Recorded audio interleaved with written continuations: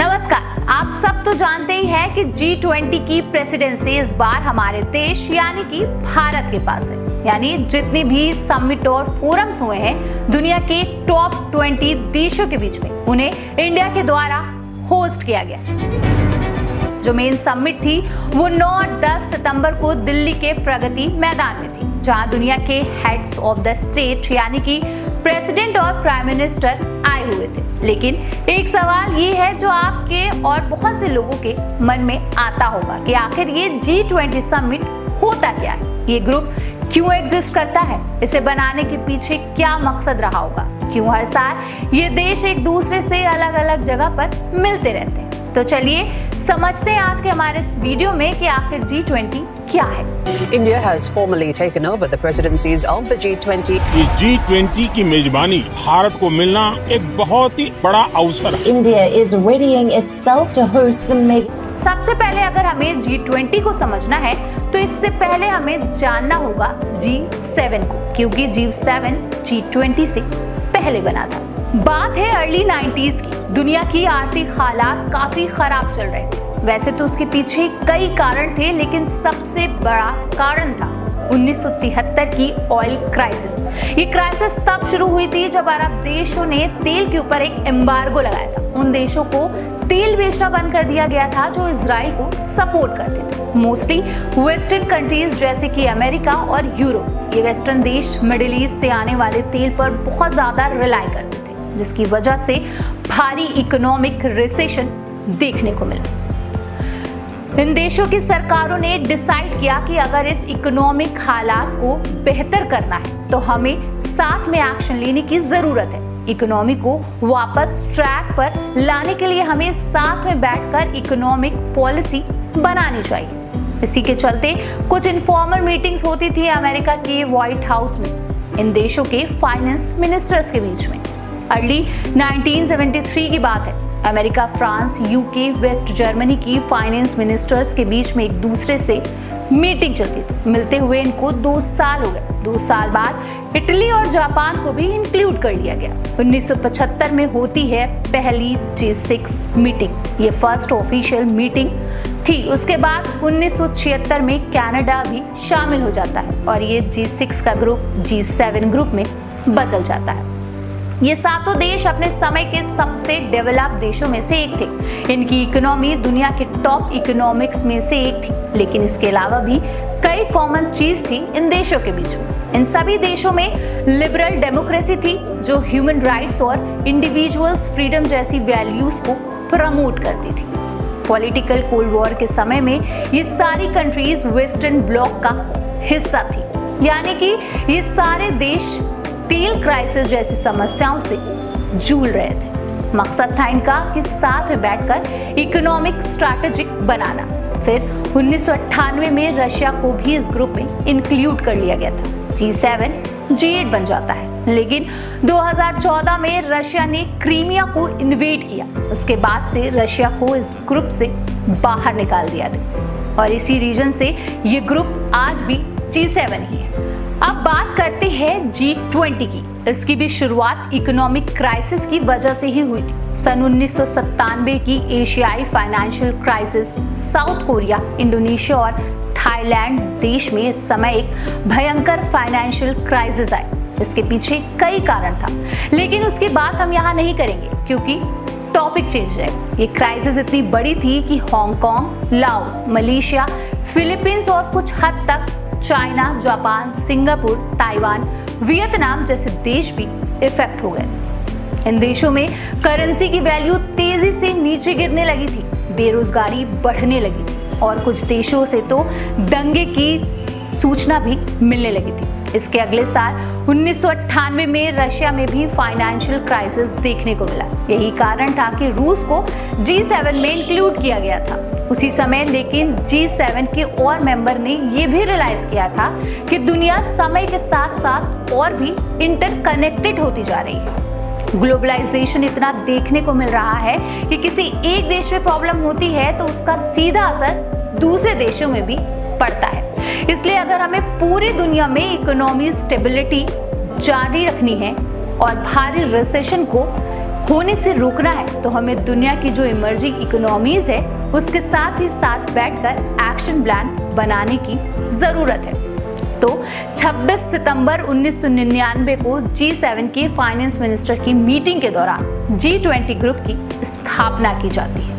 इस ग्रुप में develop country developing countries को भी शामिल कर लेती है। लेकिन सवाल ये है कि इन G20 में किन देशों को रखा जाए और किन देशों को ना रखा जाए। सबसे पहले क्राइटेरिया ये होती है कि जो G7 के मेंबर हैं वो तो रहेंगे ही। उसके बाद ये देखा जाता है कि दुनिया के सबसे बड़े देश कौन से हैं जो सबसे बड़ी इकोनॉमीज को हैंडल कर रहे हैं। इसी के बेसिस पर China, India, Brazil, south Africa और रूस को इंक्लूड कर लिया जाता है। और फिर देखा जाता है कि रीजनली सबसे बड़ी पावर कौन सी है, क्योंकि दुनिया के हर एक रीजन का कोई ना कोई रिप्रेजेंटेशन होना जरूरी है। इसी रीजन से एशिया में इंडोनेशिया और साउथ कोरिया से ब्राजील और अर्जेंटीना, नॉर्थ अमेरिका से मेक्सिको, ओशियाना से ऑस्ट्रेलिया, मिडिल ईस्ट से सऊदी अरब और तुर्की, और यूरोप में G7 कंट्रीज के अलावा पूरे यूरोप को रिप्रेजेंट करने के लिए यूरोपियन यूनियन को एज अ होल कंसिडर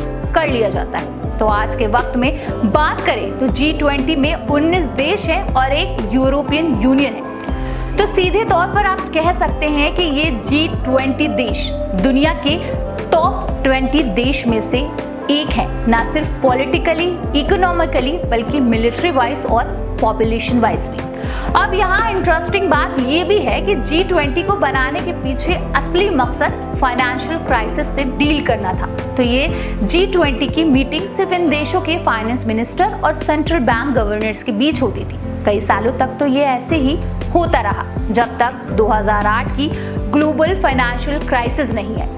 तब जाकर इन देशों ने रियलाइज किया कि हमें और सीरियसली मीटिंग करनी चाहिए। सिर्फ हमारे फाइनेंस मिनिस्टर ही नहीं, हमारे देश के प्रेसिडेंट, प्राइम मिनिस्टर को भी मिलना चाहिए। हम सब देशों के बीच कॉर्पोरेशन नेक्स्ट लेवल पर होने चाहिए अगर हमें ऐसे फाइनेंशियल क्राइसिस को रोकना होगा। इसलिए पहले G20 लीडर्स की जो ऑफिशियल समिट हुई वो 2008 में ही होती थी। ये पहली समिट अमेरिका में हुई थी, जिससे सारे देश मिलकर डिसाइड करते हैं कि अपने बीच के ट्रेड बैरियर्स नीचे घटा देंगे, स्पेंडिंग बढ़ाएंगे। टोटल कहें तो $4 मिलियन खर्च करेंगे ताकि सभी की इकोनॉमी को रिवाइव किया जा सके।